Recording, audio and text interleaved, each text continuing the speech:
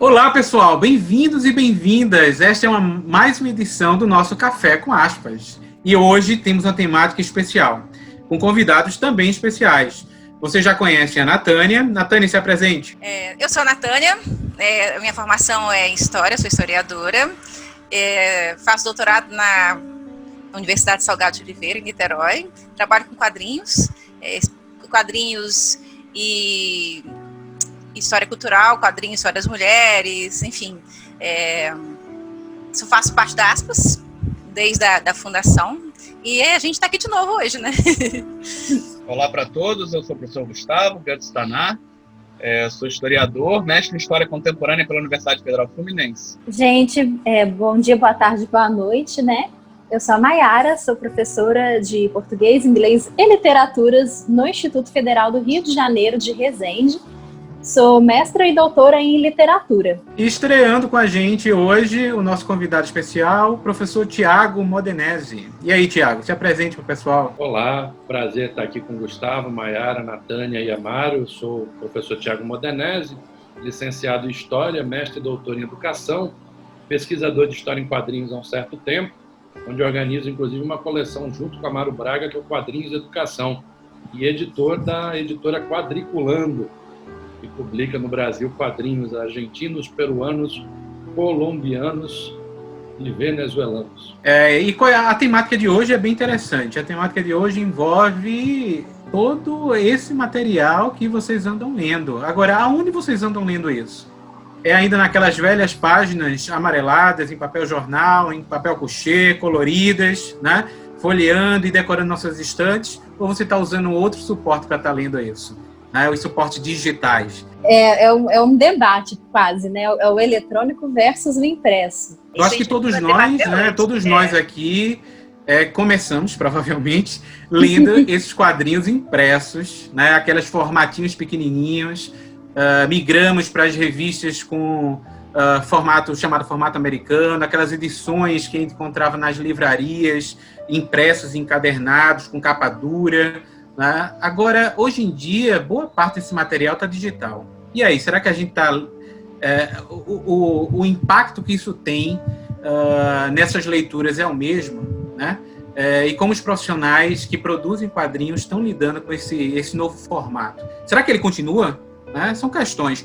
Lembre-se que nossa proposta aqui, nesse Café com Aspas, é trazer questionamentos, diálogos sobre temáticas relacionadas às histórias em quadrinhos. Muito mais do que respostas. E aí, o que é que vocês têm a tratar sobre isso, gente? Nossa, esse é um assunto que rende muito, porque a gente está lidando... Tem uma tese de doutorado, né, Mayara? Né? Mas assim, porque a gente pode pegar ele por diversos lados. Primeiro que a gente tem uma questão de suporte, né? O suporte por excelência do quadrinho, desde sua criação, né, de sua concepção enquanto uma forma de arte, passa pelo impresso. Tanto que muitas das convenções da linguagem dos quadrinhos estão atreladas ao impresso. Por exemplo, usa-se um balão de fala para fala, porque você não tem outra maneira de mostrar que o personagem está falando, né? Então não vai apertar um botão e vai sair a fala. Então eu pelo menos vejo muito da linguagem dos quadrinhos ligado justamente ao fato dele ter sido pensado, concebido e executado inicialmente numa mídia impressa, né? O jornal, o álbum, qualquer que seja. O livro depois, né? Tem essa diferença também, né? Inclusive isso foi uma coisa que eu descobri dia desses. Anos e anos estudando quadrinhos e eu descobri que o quadrinho em formato de livro, capa dura para livraria, tem até o código dele, né, não é ISSN, igual as revistinhas, é ISBN. Eu não sabia disso. Porque não é mais seriado, né? Porque não é mais seriado, exatamente. Ou seja, até quando você passa para a livraria tem essa mudança até de categoria. Enfim, aí quem sabe melhor sobre editoração talvez soubesse explicar melhor isso. Mas aí, a partir do momento que você tem a internet em casa e que você tem os computadores em casa também, que é o que, anos 80, 90, as pessoas começam também a migrar muitas dessas artes que eram majoritariamente impressas, como quadrinhos, literatura, etc., para o digital. Tanto de se fazer quanto de se ler. E aí a gente tem uma problemática nova, que é a mudança de suporte, ou seja, a mudança de material pelo qual essa linguagem de quadrinhos vai ser colocada, vai ser exibida, e o contato que a gente vai ter com ela, vai fazer com que até os sistemas de comunicação que são utilizados mudem. Então você tem, na verdade, uma mudança, muitas vezes, quase que estrutural na maneira de fazer quadrinho. Eu lembro, por exemplo, quando os quadrinistas começaram a utilizar os blogs para lançar quadrinhos, que você tinha aquelas histórias que eram histórias corridas. Elas não tinham mais páginas. Então você ia baixando o cursor e você ia lendo a história sem parar, né? Então toda vez que ele fazia uma página nova, ele simplesmente agregava ela aqueles elementos que estavam lá anteriores, e você tinha toda uma historinha que era vertical e de maneira infinita, praticamente. Então, esse modelo praticamente muda. Esse modelo de história vertical, ele foi adaptado para os smartphones. Aí daí vai surgir o formato da Webtoon, né, que é essa história vertical. Eu acredito que é um novo formato, com um novo suporte, mas que não quer dizer que o suporte em papel, que o quadrinho em papel, ele vai desaparecer por conta disso. Na verdade, também acho que eu acho que, inclusive, é uma forma de você chegar até a publicação impressa. Você tem muitos casos mesmo, em que o Webtoon, por exemplo, no caso do Webtoon, ele faz sucesso, ele ganha um número muito grande de leitores, e aí ele é publicado no suporte papel, e tem uma vendagem enorme, que a pessoa que acompanhou meses, até anos até, aquele Webtoon, ele quer ter, depois que ele leu tudo, ele quer ter o suporte papel para poder reler de novo, depois tudo, na íntegra. Exatamente. E isso tem abrido espaço para que muitos quadrinistas que antes tinham que disputar a dente para ver se conseguia publicar alguma coisa por uma editora, agora está tendo, está fazendo um caminho que é o seguinte: você já tem o seu público leitor formado, então você vai vender. O cara publica e aí o cara vende. Então o Webtoon tem essa vantagem. No caso do formato do Webtoon, tem essa vantagem. E isso está crescendo muito. Começa no leste asiático, essa coisa esse formato do Webtoon. Agora a Europa está aderindo, o mercado europeu está gostando, está aderindo, e no Brasil está começando a chegar. E o que acontece? Isso também é um efeito da globalização, gente. Essas plataformas de Webtoon aceitam artistas de qualquer lugar. Você pode estar... Você vai ter brasileiro, vai ter canadense, vai ter argentino, vai ter chileno, vai ter, angolano, mandando os seus quadrinhos para uma plataforma de Webtoon, e o cara começa a publicar. Ele começa a publicar. Se agradar, cair no gosto público, ele está dentro. A plataforma não perde nisso. Ele recebe pelo Webtoon? Recebe. Mas uma coisa que... Como funciona esse mecanismo de pagamento? Porque eu penso da seguinte forma: o cara precisa ter uma compensação financeira inicial para que depois ele possa... Porque pelo que vocês descreveram, está funcionando mais ou menos como funciona, em parte, o mercado japonês na relação dos encadernados com o tankobon. Porque você compra aqueles encadernados hiper baratos, folha bem descartável, né? Que o quadrinho ele perdeu a característica de publicação efêmera, ele perdeu essa característica do descartável na medida que ele se submetizou. E aí, você depois de um tempo, você gostou daquela série, aí você vai comprar os volumes tankobon e você vai comprar o volume encadernado. Ela foi então, tá funcionando como essa degustação. Gostei, quero ter, isso vale a pena eu ter, isso não vale a pena eu ter, tá funcionando mais ou menos assim. Mas existe uma contagem, essas plataformas, a pessoa que tem acesso a elas, existe uma contagem de visualizações, como você tem, por exemplo, no blog, no YouTube, e pelo número de visualizações, vão sendo encomendadas mais histórias para o autor. Então, se eu não me engano, ele assina um contrato, e esse contrato vai sendo modificado à medida em que ele vai melhorar, a produção dele vai tendo receptividade, entendeu? Ele agradou o público, ele vai publicar mais, ele ganha mais. Um autor de Webtoon na Coreia do Sul, tira em média por ano, assim, ele conseguiu agradar o público, ele está publicando semanalmente, ele está tirando em média por ano $80 mil. Bacana. Por ano. Mas lá é outro mercado, né? É outra coisa.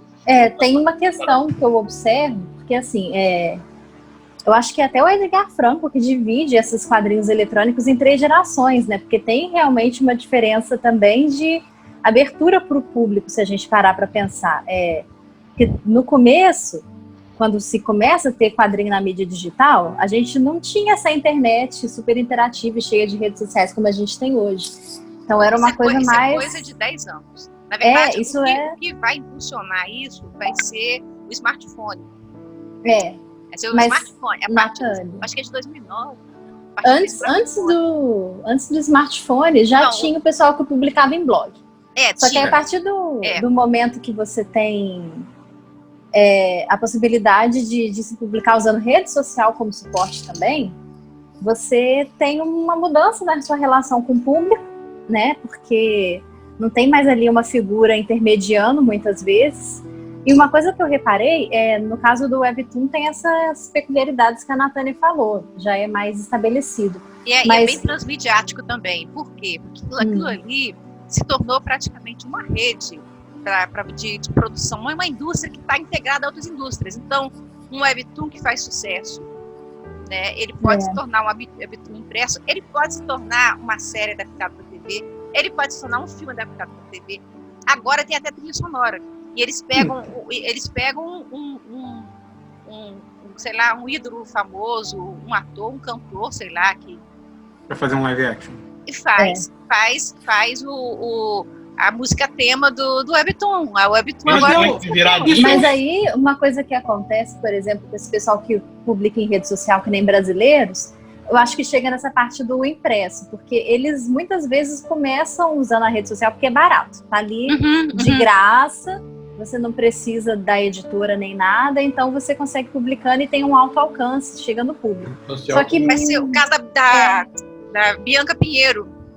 Só que aí muitos deles, quem vai ganhando mais projeção e tal, eles vão abrindo campanhas de financiamento coletivo para financiar a produção do impresso. Mas aí a gente está falando no contexto brasileiro, né?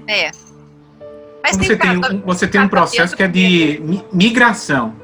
O eletrônico, ele vem para facilitar o acesso e o conhecimento do público, e a partir do momento que o público gosta, confia, vê algum tipo de padrão de qualidade, aquilo se transforma numa versão impressa. Então, é como se o impresso ele fosse sempre o resultado final.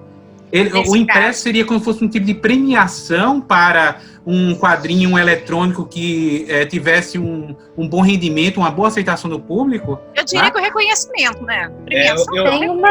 O suporte livro ainda tem físico, né? O livro ele ainda tem um prestígio muito grande. Eu considero ainda que é uma reminiscência muito forte do nosso colecionismo materializador. Porque boa parte dos leitores de quadrinhos também são colecionadores. Eles também querem. Certeza. Olha ali atrás do Gustavo. Tá vendo? Tá vendo as coleções? E uma preocupação muitas vezes com completar a coleção, de ter todas as edições, todos os números. E o pessoal de marketing sabe disso, tanto é que muitas vezes a gente compra uma nova edição que foi lançada, mesmo tendo a anterior, porque ela tem uma capa nova, porque ela tem muitas vezes uma arte final que foi melhorada, diferenciada, ou seja, há realmente um aproveitamento comercial, mercantil, dessa materialização de um produto, literalmente um produto. E não apenas no quadrinho também, não só o quadrinho impresso também, que a gente sabe que hoje tudo vira subproduto de alguma coisa. Um boneco, uma camiseta, um chapéu, uma xícara. A realidade da nossa internet ainda é muito ruim. A nossa tradição de internet é uma tradição muito ruim. E segundo o brasileiro, ele tem uma desconfiança com o consumo virtual até hoje, diminuiu na pandemia. E não é consumo virtual de quadrinhos, é de tudo.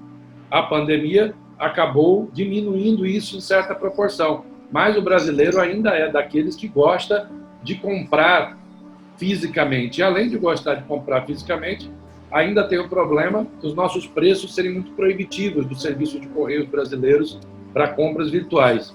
Então, as experiências que nós tivemos aqui, por exemplo, desse aspecto da produção virtual, a nossa editora agora recentemente publicou um e-book sobre quadrinhos. A quantidade de gente perguntando cadê a versão física, embora ele tenha sido um sucesso, tenha batido meta, tenha chegado a 800% da meta, mas nós não recebemos menos que 200 mensagens perguntando cadê a versão física. É isso que eles estão dizendo, é como se a versão física fosse a consagração daquilo. O Will Eisner, perguntado ali no início desse fenômeno da internet, sobre ele achava se iam acabar os quadrinhos impressos, ele diz, olha, a internet, esse fenômeno da internet é igual ao fenômeno do DVD com o cinema, né? Do VHS, do DVD com o cinema. Ele vem, mas ele vem ali ocupando um nicho, ele nunca vai acabar com o cinema, entendeu? Eisner dizia isso, porque eu acho que nós estamos muito longe ainda de explorar o pleno potencial do quadrinho digital. Eu primeiro me lembro do caminho oposto, né? Não sei se vocês lembram, uma das primeiras experiências do Brasil, tirando do digital para o papel, foi o Graphic Album número 2 da Editora Abril, um Batman Digital Justice, em que era todo produzido em 16 bits. Todo Gente, eu não lembro disso. 16 bits. Que é o oposto, é você tirando do virtual e botando no papel, né? E as primeiras experiências que ainda até hoje consolidam, eu participei de uma banca de TCC na Univasf essa semana, é o pessoal que tem um perfil do Instagram bombado, publicando muito no Instagram, aí joga no Catarse, joga no crowdfunding. É o que eu tenho observado.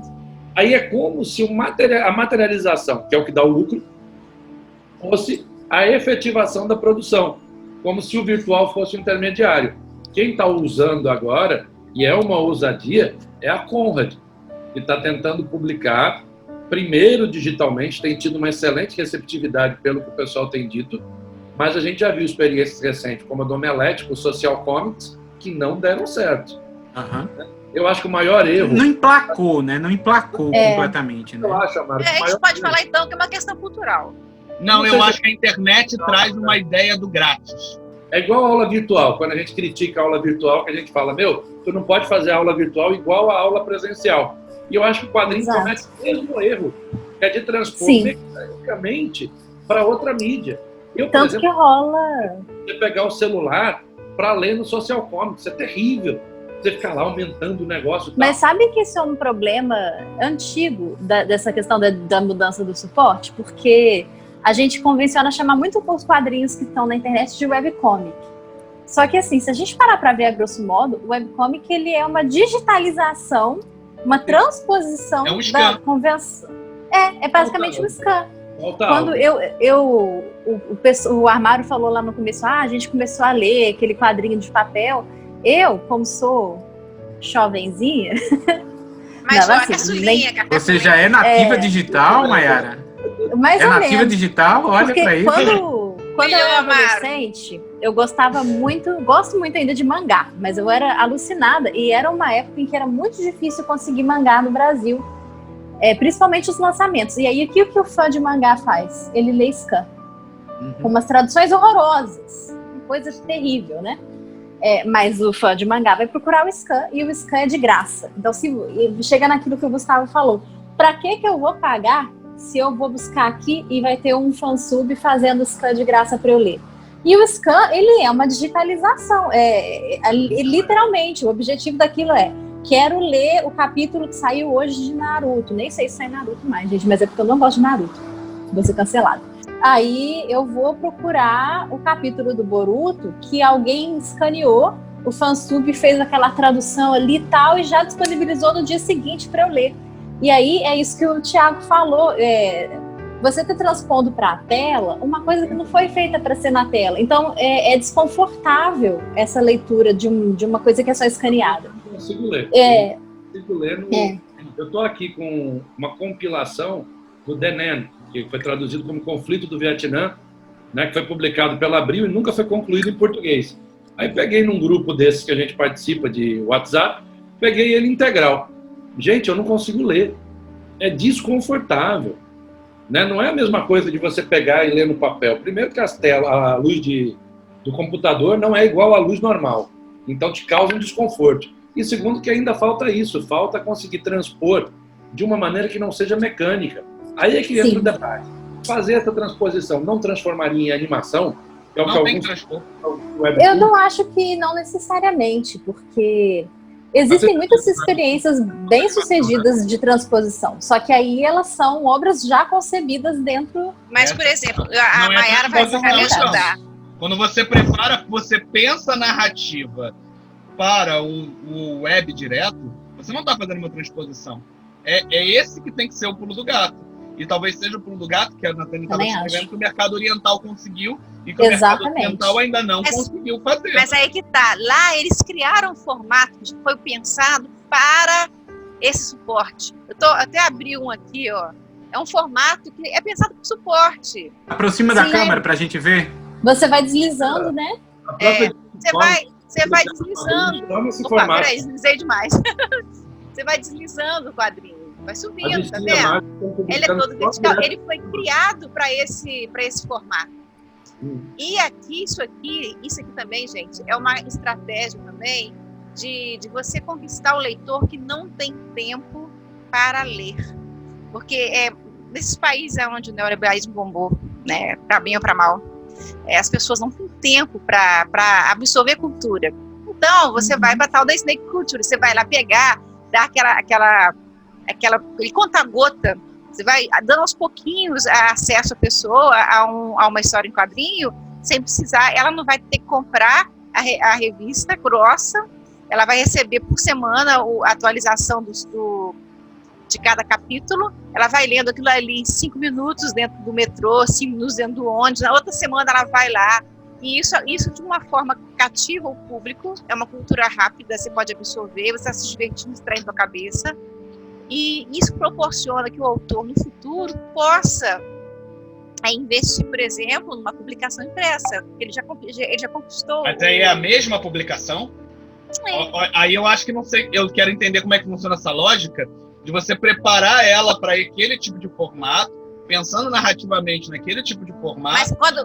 Aí a transposição é quando ela vai para o papel. Talvez ela perca parte da qualidade. Quando faz a transposição para o papel, dá diferença. Eu tava vendo entrevista de até eu acho que eu passei para alguns de vocês, a entrevista de um representante de uma grande editora francesa, em que eles abriram uma plataforma, eu tenho até aqui, acho que está aberta aqui, ela chama Webtoon Factory. Ela foi aberta, essa plataforma foi aberta na França, e eles publicam o Webtoon, passaram a publicar o Webtoon lá. Eles estavam começando recentemente, eu acho que isso deve ter foi inaugurada no Festival de Angoulême de 2019. E eles estavam ali, inclusive, convidando autores para poder publicar, da Castelã. Para publicar ali. E eles falaram o seguinte: se o Webtoon que for publicado tiver uma saída legal, quer dizer, se ele tiver muitos leitores, a editora vai investir na publicação impressa. Aí perguntaram para ele qual que é a dificuldade, às vezes. A única dificuldade que a gente tem, às vezes, é da transposição do formato vertical para o formato horizontal. Mas aí eles dá-se um jeito, não se perde a dinâmica da narrativa. Mas vai existir uma diferença. O que vai acontecer você tem um mercado com um grande número de produtos que tem formatos e linguagens diferentes. Você vai ter, vamos começar do contraponto. Você tem aqueles produtos que não são originários do quadrinho impresso, desenhos animados, filmes, seja lá o que for, que ganham suas versões em quadrinhos, mas são versões, muitas vezes, não é alguém desenhando uma história em quadrinhos sobre aquilo. É aquele desenho animado, é aquele filme numa versão quadrinizada, ou seja, os frames do filme recortado, colocado balonário e montado numa página. É tipo fotonovela. Pronto, alguma coisa assim do tipo. Aí você tem esses quadrinhos que são produzidos de maneira tradicional, por assim dizer, com desenho, balão, etc e tal, e são veiculados digitalmente e talvez ganhem uma versão impressa. Você vai ter aquele outro que é feito totalmente digital, para uma plataforma digital, e aí vai depender da estrutura tecnológica que ela tem, de suporte, e que talvez ele ganhe uma versão impressa, que pode ou não acompanhar aquilo que foi feito originalmente. No fim das contas, nós vamos ter diversos produtos. cada um com uma linguagem diferente, o que vai exigir dos pesquisadores posteriormente uma capacidade de classificar, de perceber, até escalonar mesmo em forma de gráfico, quais aqueles que se aproximam mais da mídia impressa, aqueles que se aproximam mais da mídia digital. Agora, gente, por mais que ainda haja um preciosismo dessa dimensão do impresso, eu acho que é imperativa a ideia de que a migração ela é contínua. Eu acho, se a gente comparar com outros campos de entretenimento que são similares às histórias em quadrinhos, jogos de videogame, por exemplo, sabe, música, você vê que a materialidade desses produtos, ela se desintegrou, ela quase não existe mais. Hoje em dia você baixa você não, assim, praticamente você não compra mais CD de jogo, nem os antigos fita, né, as cassetes, tudinho, sei lá como era, aqueles negocinhos que encaixava no Mega Drive, os cartuchos, né? Hoje é tudo digital. Com música é a mesma coisa. Hoje em dia, quem é que compra mais CD? Tem uma parcela ainda que compra, tem uma parcela. Hoje em dia até o LP voltou. Eu acho que a tendência crescente é que cada vez mais um quadrinho impresso se torne um objeto cult.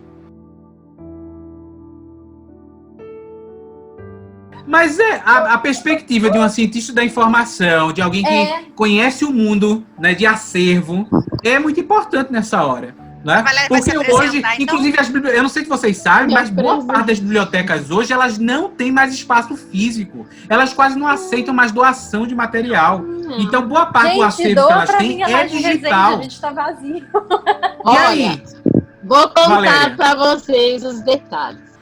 Tem um cara que ali lá no século XX, né, chamado Ranganathan, que ele era um brahmane.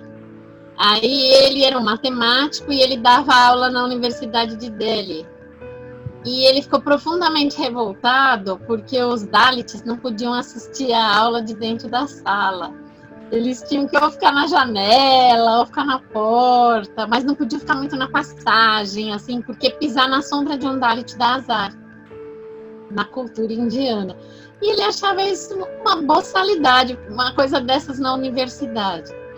E aí, você não sabe, né, como diz o Peter Parker, né, não existe bondade sem castigo, né? Você fizer uma coisa boa, o mundo vai devolver para você. E aí ele foi jogado no recanto, que é considerado o recanto do castigo no mundo inteiro, imagina no século XX, que era a biblioteca. E aí ele virou bibliotecário da Universidade de Nova Delhi e falou, então essa aqui vai ser a melhor biblioteca do mundo.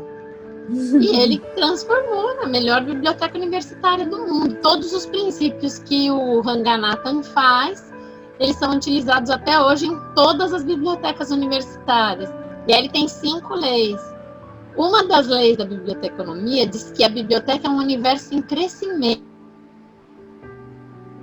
Travou, Valéria. Travou. Crescimento travou. Tá vendo? Quando cresce, trava. É isso que acontece. Porque não tem aonde colocar, não tem espaço físico. E aí tem que migrar pro digital, que não ocupa mais espaço. Valéria, é porque tá muito quente a câmera tá muito quente. Esse crescimento, ele não precisa ser um crescimento material. Ele é um crescimento em relação à informação. Então, hoje, não é necessário você acumular o acervo, né? Você ter um acervo cumulativo, para você ter uma amostra de informação, conhecimento, porque está tudo integrado. A digitalização, ela proporciona para nós, esse ambiente digital, uma revocação. Você recupera itens que não necessariamente você colecionou. Tem um custodiador em algum lugar. E a gente tem que recuperar, trazer essa informação para as pessoas, trazer essas fontes para as pessoas. O livro, quando ele vai ser doado, ele não está necessariamente dentro do planejamento do que seria o acervo da biblioteca, seja ele físico ou digital.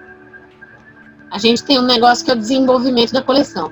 Planejar o que vai entrar. Então, a doação ela não está nesse planejamento. Nem sempre ela é adequada. Aí, eu, como pessoa responsável, eu recebi todas as doações sempre, e sempre procurei os acervos aonde ela se encaixaria. Mas nem todos os meus colegas fazem isso. Eu trabalhei muito com um negócio quando no tempo do físico, né? Que eram as listas de permuta, ou as listas de disponibilização. Quando era um exemplar mais simples, a gente fazia uma mesa do PEG leve. Tem muita coisa que a gente pode fazer para que o livro viva, tenha uma sobrevida. Mas nem todos praticarão isso. E agora que nós estamos entrando num novo regime de informação, eu acredito que mesmo as bibliotecas que têm grandes acervos, elas repensarão essa questão do livro físico. É o momento, tem essa mudança de paradigma, a gente mudou o regime de informação. Queria pegar um gancho no que o Amaro falou, porque eu acho que, na verdade, há um esforço da indústria dos quadrinhos tentando encaixar a solução da utilização dos quadrinhos na internet. E esse esforço já está nas grandes, na DC, na Marvel, que já estão fazendo um esforço mega, inclusive produzindo conteúdo direto para a internet, e esse conteúdo num formato diferente, e que só depois é transformado em quadrinho físico, mas perceba, ainda é transformado em quadrinho físico.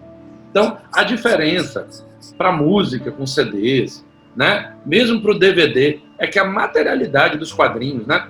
A ideia de você pegar, de você virar a página, o movimento dos quadrinhos, ele gera um negócio que torna ele mais durável. O guri de 15 anos de idade, de 14 anos de idade, ele já vai achar o contrário do que eu.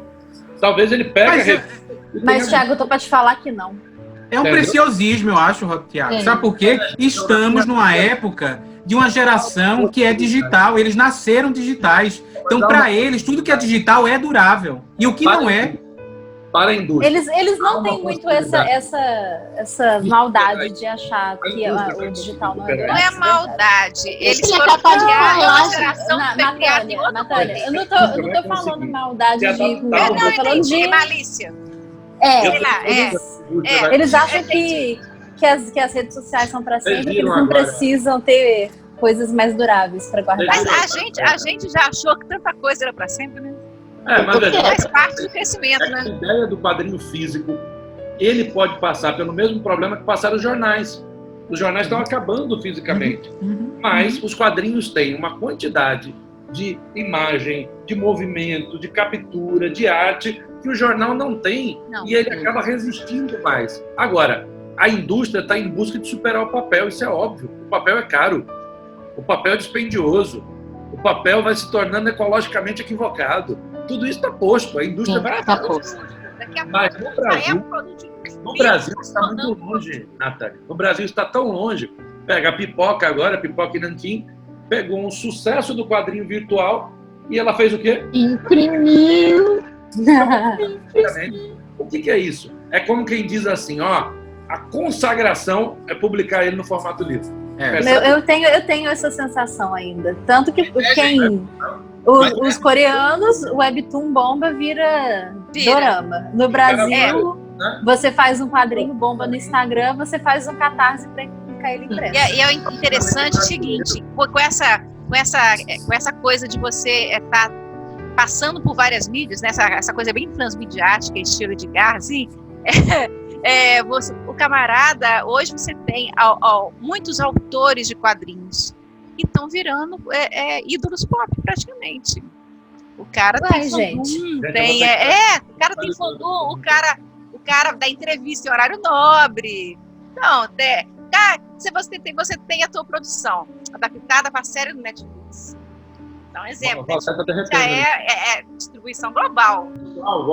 Pessoal, vou ter que me ausentar agora. 1000 perdões. Obrigado pelo convite. Estamos juntos e à disposição para próximas oportunidades. Grande abraço no coração, fora Bolsonaro. O streaming surge como uma forma de superar o download pirata. E eu acho que conseguiu. Mas conseguiu, assim, não anulou, mas conseguiu fazer com que o prejuízo fosse menor. Até certo ponto, a mesma coisa aconteceu com a música, com o Spotify. e com os outros afins. Eu compreendo isso tudo que vocês falaram sobre uma necessidade de superar o papel. Mas aí a gente tem que levar em consideração, até no contexto do Brasil, algumas coisas. A primeira é a distância do smartphone da mão de criança mais pobre. A gente não sabe o quanto isso vai alcançar. O quanto tempo isso vai demorar. Quanto tempo a internet vai chegar até lá. E se essa pessoa vai ter condições de pagar um pacote dos social comics ou de o que o valha. E o quadrinho, ter o quadrinho, eu vejo pelos meus alunos de fundamental. Não é só ler. Não é o ter. Eles querem comprar o Dragon Ball 75. No município de Maricá, onde eu trabalho, a prefeitura organiza anualmente uma feira literária, ela chama alguns autores, e ela dá um voucher de R$80 para cada um dos alunos comprar o que quiser na feira. E assim, fica tipo uma mini bienal. É pequeno, porque é um município litorâneo bem pequeno, mas as crianças pegam aqueles R$80 e podem comprar o que quiser. E tem livros bons. Cada professor ganha 200, gente. Legal. Tô me mudando para Maricá. Não, Maricá tem praia, perto de Niterói. E aí é R$200 que você pode comprar o que você quiser. Tem aluno, obviamente, que não gosta de ler, teve aluno trocando por beijo, teve aluno fazendo o que fosse. E tem muito aluno que compra. E eu vou te falar para vocês, o dia seguinte, depois que a escola visita a FLIM, visita a feira literária, todos os alunos com livro na mão na sala de aula. Todos. Ano passado tinha muito mangá, mas bastante mangá mesmo. E não era uma coisa serializada, não era assim, 1, 2, 3, não. E eu chegava lá e meu aluno estava com o Naruto 55, com o One Piece não sei o quê, e ele estava lendo, porque assim como a gente não pegava o quadrinho da Abril no formatinho, no volume, a gente pegava no que dava e tentava entender. O primeiro quadrinho que eu comprei de super-herói na minha vida foi X-Men número 75, e eu já comecei numa loucura que eu não conseguia entender absolutamente nada, e a compreensão daquilo veio só como quando adulto, quando eu peguei as outras. Mas eu vou confessar que eu tenho uma agonia dessa coisa, tanto que tem muita história que eu não li até hoje, porque eu falei assim, meu Deus, mas eu tenho que ler o número 1 antes, né? Mas eu queria trazer uma problematização para vocês, nesse tema do quadrinho impresso e do quadrinho eletrônico, no campo da pesquisa. Eu digo para vocês, no meu mestrado eu ainda usei acervo impresso. Eu trabalhei com um acervo de revistas impressas. Tá? Inclusive que eu adquiri porque era assinatura, né? A assinatura da Holly Avenger, né? Que recebi em casa os pacotinhos e tal. No doutorado, eu já trabalhei com acervo completamente digital. Apesar de boa parte daquelas revistas que eu analisei digitalmente, eu ter as versões dela impressas, eu só trabalhei com acervo digital. Era ótimo, assim, facilitava em muito eu fazer, por exemplo, fazer uma busca por imagem, por palavras-chave, numa coleção de 300, 400 volumes. Então, o acervo, essa digitalização do material, vamos dizer assim, meu contato com o material digital, facilitou o tempo, a diminuição do tempo na feitura da pesquisa, né? De certa forma, por exemplo, ao contrário do Thiago, eu migrei completamente para o digital. Eu não compro quadrinho físico já há muito tempo. Eu só compro digital. Então, para mim, a leitura ela se tornou muito mais fluida e rápida. Obviamente, ainda há um prazer de pegar o álbum em mãos, folhear. Por exemplo, o último que eu li assim foi um que a Nathalie me deu de presente, eu acho que mês passado. É uma edição, uma banda desenhada portuguesa, fininho, pequeno, mas, fazia tanto tempo que eu não li um quadrinho físico que eu li com prazer, folheando, cheirando o papel da revista, sabe? Aquele maneirismos que eu acho que todos nós, quando pega esses materiais, tem. Tá? Agora, o contato nosso com o material digital, ou ele digitalizado, ele facilitou muito a pesquisa, muito. Né? Meu mestrado, eu peguei a coleção toda. Os acervos são mais fáceis de guardar, de transportar, né? De você consultar, de você passar em revista, né? De ler várias edições, uma atrás da outra. Né? Então, assim, para pesquisa, inclusive, eu acredito que esses quadrinhos eletrônicos, vamos chamar assim, para ser mais amplos, né? Já que eles usam uma base de suporte que é eletrônica, por mais que seja também digital, cibernética, eles facilitam muito a pesquisa. No sentido muito. De manutenção do acervo, no sentido de preservação do acervo e no sentido de acesso ao acervo. Muito mais do que os quadrinhos. Isso é verdade. Acesso a acervos que estão fora do Brasil. Eu peguei um acervo todo de quadrinho da década de 30 e 40 que eu não teria acesso aqui nunca. Se fosse há 10 anos atrás, eu não faria minha pesquisa. O único problema do digital, e aí falando como uma pessoa que trabalhou com impresso no mestrado e trabalhou com não só digital, webcomic no doutorado, que tem essa importância, né? O webcomic está hosteado na internet e a qualquer momento o seu autor vai lá e muda o endereço do site. Eu trabalhei com uma obra, tive essa grande felicidade. Então, é muito importante, às vezes, a gente também entender uma coisa. Existe uma diferença do quadrinho digital, vamos colocar assim, tipo estático, que seria tipo esses que você compra, que o Amaro se referiu, que você consegue ter o acervo. E tem aqueles que estão num site, que estão numa rede social, que amanhã pode ter sido deletado. No meu caso, eu trabalhei com uma obra que ela é bem diferentona. Ela chama-se Homestuck. Quando eu comecei a ler, ela estava num site. O endereço do site era... Tem um lindo artigo na Cajueiro que todos poderão desfrutar caso entrem na Cajueiro para ler. Cajueiro é o quê mesmo? É a revista. Dá o jabá direito, Valéria. Se a pessoa está assistindo pela primeira vez, não sabe o que é o Cajueiro, não. Cajueiro. Ciência da Informação e Cultura da Leitura, uma revista científica sobre pesquisas de leitura, de formação de hábitos leitores, de regime de informação, e que tem um artigo fantástico da Maiara sobre o Homestuck. Pois é, e é uma obra, ela é homérica, ela tem mais de 11 mil páginas. Tem 11 mil páginas digitais. E aí, quando eu fui imprimir a minha tese, eu precisei de voltar no site para pegar algumas referências de algumas imagens que eu usei. E eu descobri que o site tinha mudado de endereço. O autor, né, nos 6 meses entre eu terminar de escrever a tese e eu mandar para a impressão, aliás, não foi nem foi tipo 4 ou 3, o autor mudou o endereço do site. O autor lançou material novo, que, né, tipo, eu imprimi a tese, acho que foi 14 de abril, ele lançou no dia 13. E é importante essa data. Não, mas é porque dentro do universo da obra, o dia 13 de abril, ele tem um significado, né? Aí eu pensei assim, que bom, eu vou fazer a de Kátia Cega e fingir que eu não vi isso. Eu vou só alterar o endereço, que é mais fácil, e vou fingir que eu não vi nada disso que ele lançou ontem. Porque senão, tudo que eu escrevi aqui na tese, o negócio está finalizado, já foi para a banca, me quebra, né? Mas o trabalho, embora a dissertação, a tese seja uma obra aberta, você tem o período de captação, não precisa fingir que você não viu que era novo.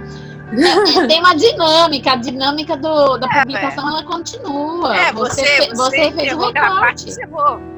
Por isso que quando a gente vai lidar com obras abertas, que nem essas que são publicadas num site ou que são publicadas numa rede social, deixar sempre muito claro qual que é o recorte temporal da sua pesquisa. Porque é obra aberta. Porque senão... Isso é um problema que afeta bastante os historiadores, né? Vocês aí, o Gustavo e a Natânia, né? Trabalhar com acervo digital. E aí? Um sábado qualquer já foi hackeado pelo conteúdo crítico. Algumas pessoas de instituições religiosas que se sentem atacados. Já aconteceu dele ter que se virar nos 30 porque foi hackeado. Então, esse tipo, às vezes não é nem só mudança de endereço, a gente também não sabe. O próprio cyberterrorismo que atinge principalmente os conteúdos underground, as discussões políticas, elas são atingidas pelo cyberterrorismo. Valéria, às vezes eu não tive esse problema ainda. Que ele agora não consegue mais pagar, o outro apareceu mais barato, ele precisou migrar. Migra também. Eu tenho um caso que é o caso contrário. Eu fiz uma pesquisa no mestrado que existiu uma polêmica na sala de aula que um aluno determinado X lá disse que o conteúdo digital, cultural, necessariamente vinha de uma indústria cultural, necessariamente era de uma autoria corporativa, necessariamente estava querendo pregar uma ideologia e era uma dominação do primeiro mundo, blá, blá, blá. Aí eu falei para ele assim, querido, tem um negócio aqui da nossa época, se chama comunidade AYB.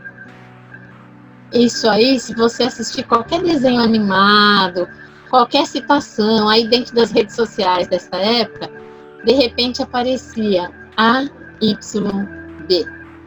E aí eu falei para ele, você quer pesquisar, dizer quem está ganhando dinheiro com isso? Aí ele se recusou. Aí, como ele se recusou, ele falou, professor, eu falei, professor, o senhor me dá a liberdade de fazer uma apresentação da comunidade AYB aqui? E aí nós vamos ver quem que é a indústria cultural e quem que está ganhando dinheiro com isso. E o que é a comunidade AYB? Foi feito um videogame. Esse videogame foi feito nos tigres asiáticos. Aí as empresas que distribuíam esse videogame, traduziram do chinês, do mandarim, para o inglês, com tradutores automáticos, com pessoas que sabiam mais ou menos.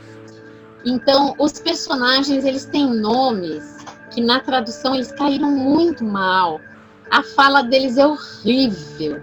Então, é muito engraçado. Produz um efeito cômico do falante de inglês. Então, detona. Aí, eles foram à falência. E eles liberaram esse código desse jogo.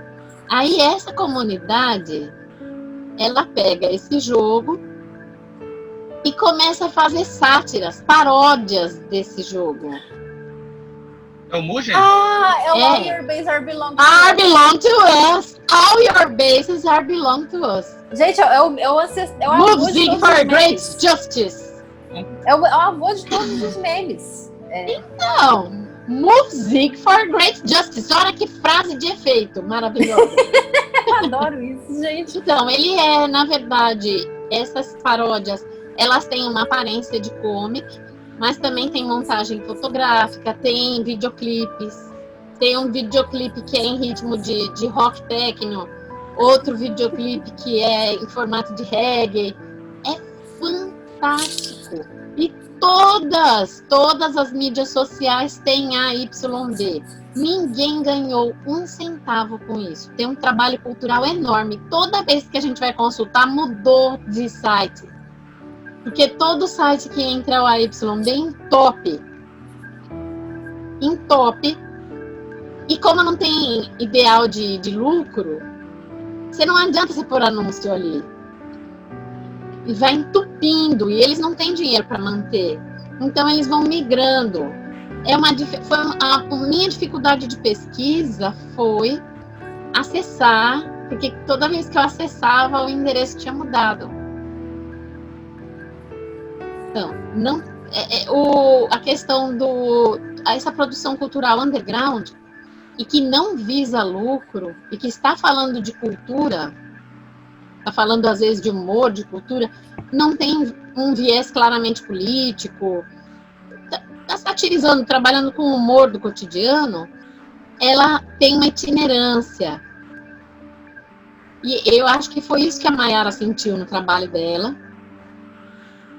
Outro dia eu estava buscando para mostrar na minha sala de aula o Neumaso Prometeu, do Edgar Franco, e eu tinha 4 endereços, nenhum dos 4 está o Neumaso Prometeu. Que é uma obra que fez 15 anos agora, salvo engano. Agora, em 2019, fez 15 anos que foi a publicação do Neumaso Prometeu. E não achei. Mas ela está no ar, porque as pessoas estão dizendo que está no ar, eu acredito. Mas e o endereço? Pois é. Isso é um grande problema. Tudo que é underground e que não visa lucro, que é o próprio espírito, né, da liberdade de expressão, liberdade de arte, na questão da narrativa sequencial gráfica, tem essa itinerância, é um verdadeiro trabalho de investigação. E muitas vezes, nas bolhas que nós somos confinados pelo algoritmo, nós não conseguimos recuperar essas fontes mais. É um grande problema da arte para ser discutido no século XXI. Com certeza. Isso Olha, sem falar Valéria, quando tem alterações na obra que impactam Que impactam Porque muitas vezes no significado. o autor vai construir alguma coisa em cima de algo que já foi publicado antes. Eu tive isso com o próprio Homestuck. Quem lê a obra hoje em dia vai ter ela finalizada de uma maneira que quem acompanhou durante a publicação não teve, porque teve coisas que alteraram-se durante isso para mim valoriza bastante o trabalho do pesquisador.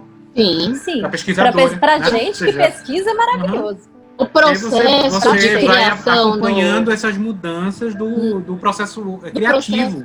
O processo criativo. Mas o Homestuck original, ele usa aquela técnica do Victor Hugo.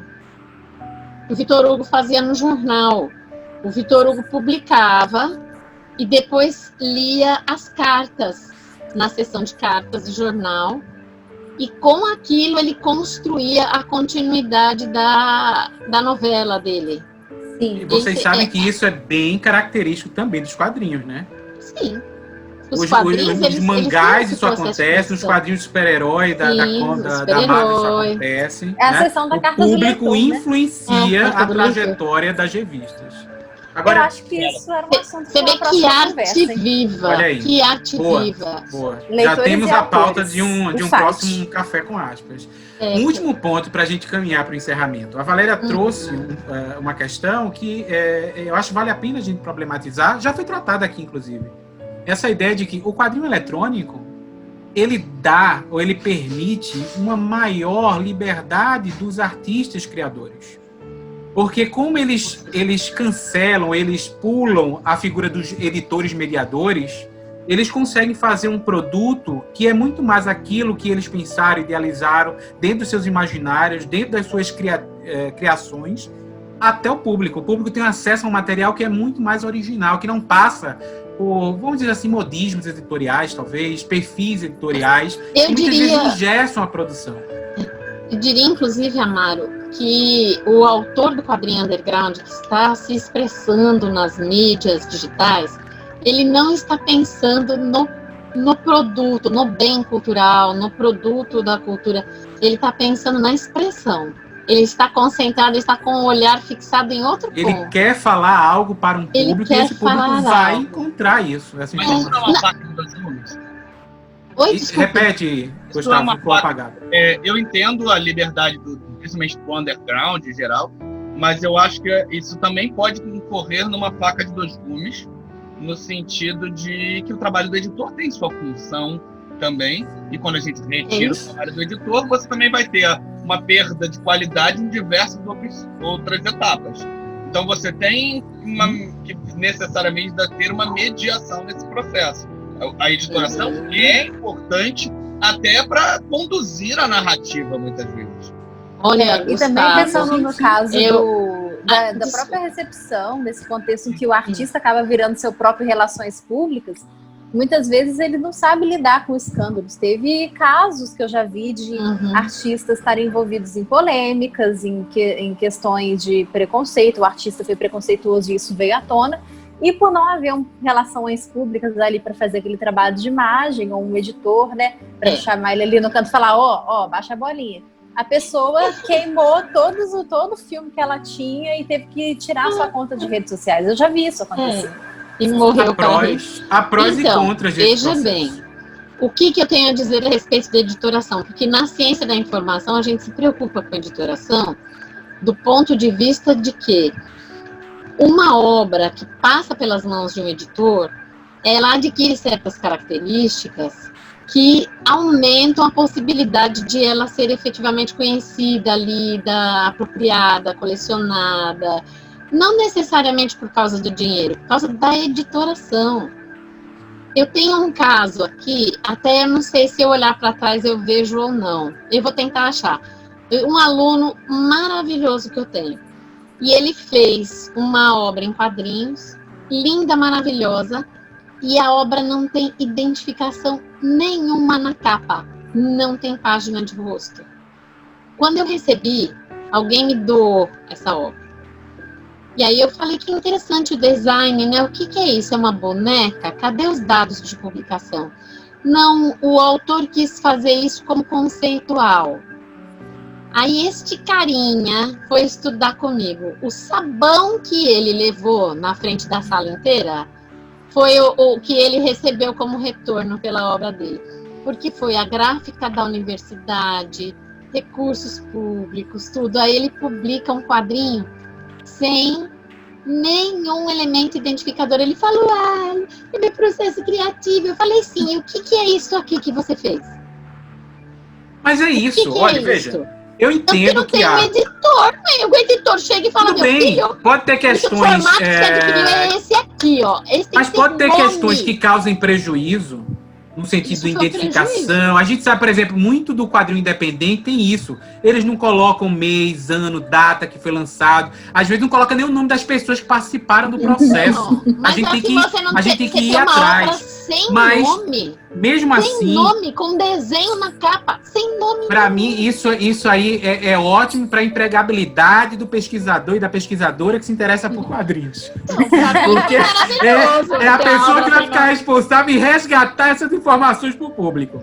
Mas, mesmo assim, eu ainda acho que é uma benesse muito grande essa liberdade que as pessoas têm de fazer seu produto e fazer com que ele chegue até um público.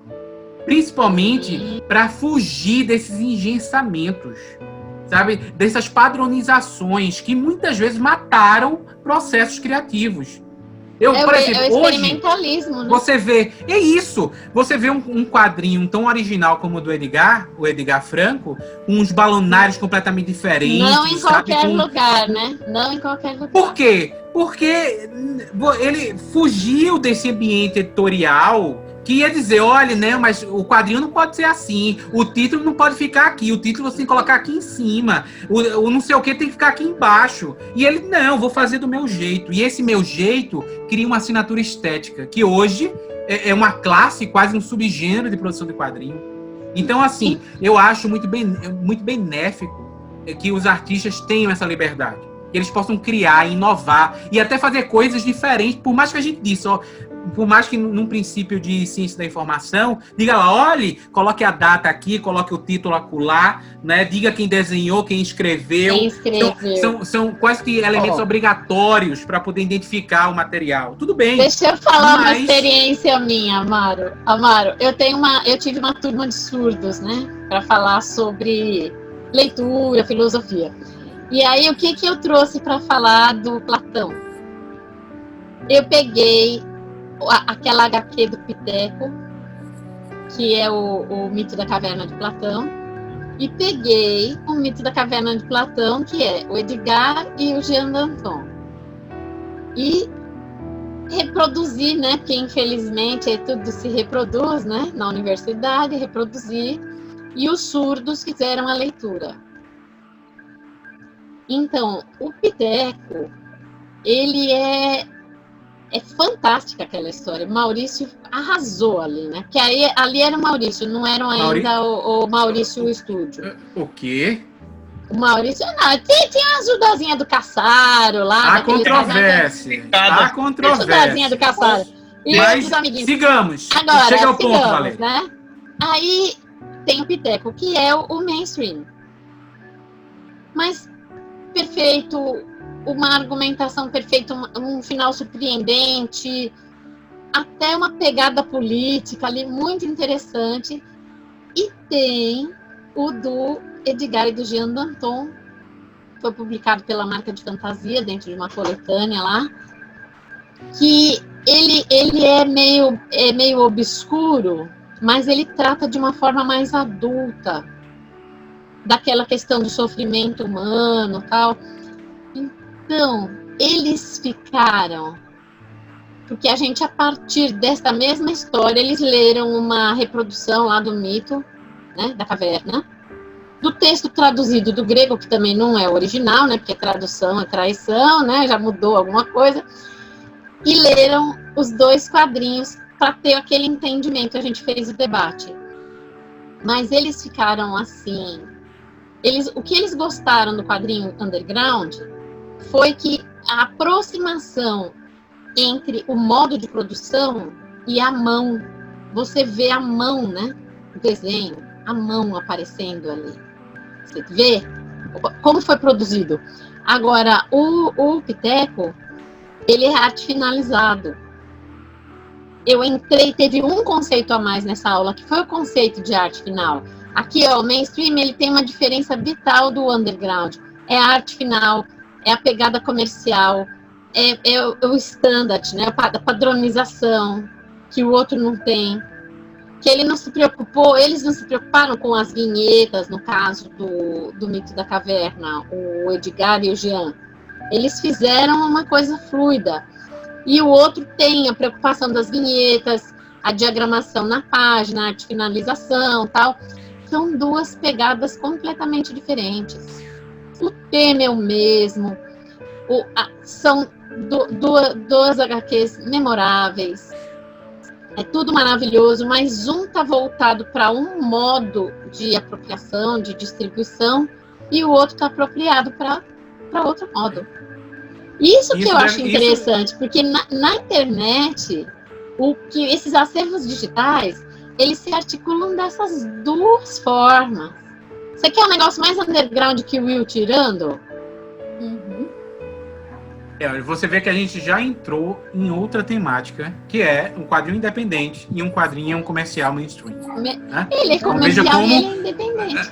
Como esses assuntos geram várias outras perguntas, várias outras questões. Que fizemos muitas aqui. Eu acho que todo mundo sai daqui não é com respostas, mas com boas perguntas para fazer e se tornar pesquisas mais adiante. E vamos ficando por aqui, né, com esse cafezinho. Deu tempo de você tomar um café, comer um pãozinho de queijo, um bolinho de rolo, né, e voltar para pesquisa. Gostou do vídeo? Comenta, curta, compartilhe e principalmente, olha, questãozinha para vocês, viu? Aliás, vocês precisam dizer o que cada um de nós... Mostra aí suas xícaras. O que é que cada um de nós estava bebendo dentro desses copos? É para vocês. De quem acertar os 5 vai ganhar um prêmio da Aspas. Mas tem que acertar os 5, tá? Então, olha, respondam, coloquem no comentário no vídeo o que tinha em cada um dos copos de cada um de nós. E outra coisa também, a gente aceita sugestão de pauta. Se vocês querem algum tema a ser tratado aqui, deixe lá. Escrito lá, eu quero tal tema para ser tratado aqui. Eu quero tal tema. Depois. Se você quer um tema que a gente comece a falar um em cima do outro, sem ninguém ouvir direito, pode mandar, porque isso a gente vai fazer bem. Eu sou boa nisso. Gente... Pessoal, a gente vai deixar um convite de sempre aqui, que é para você conhecer ASPAS. O que é ASPAS? É a Associação de Pesquisadores em Arte Sequencial. É um grupo de pesquisadores que, eventualmente, a gente desenvolve alguns projetos, nós nos encontramos para poder debater, trocar ideias, fazer um intercâmbio de pesquisas na área de quadrinhos. Na ASPAS, você vai encontrar pessoas que trabalham em todas as áreas, né? Você vai ter na biologia, vai ter na história, na sociologia, na teologia, na biblioteconomia, enfim, nós temos um trabalho interdisciplinar e até transdisciplinar de quadrinhos, né, que tem dado frutos. Quais são os frutos? As publicações da Aspas, os eventos que nós realizamos, e o Café com Aspas é um desses frutos. Então, quem puder, visite a página, o blog da Aspas, saiba mais sobre o que a gente faz, o que a gente tem feito, e lá você pode ter acesso a publicações da Aspas em formato digital, que podem ser baixadas, para fazer download gratuito de livros, desde assuntos como educação, história, tudo que você vai ter uma gama de possibilidades. Então, visite o blog da Aspas, conheça a Aspas, né? Dê uma forcinha pro nosso canal também, é lógico, né? Dá uma curtidinha aí, deixe sugestões, né? E até o próximo programa. A revista Cajueiro, Ciência da Informação e Cultura da Leitura, disponibiliza diversos artigos feitos por os maiores especialistas do Brasil, analisando cientificamente quadrinhos e também relatando práticas de utilização específica dos quadrinhos em situações como, por exemplo, educação, treinamento, disseminação da informação em saúde, entre outros. Você pode encontrar a revista Cajueiro na base da Universidade Federal de Sergipe. Mayara, então, sem pressa. Vou lá.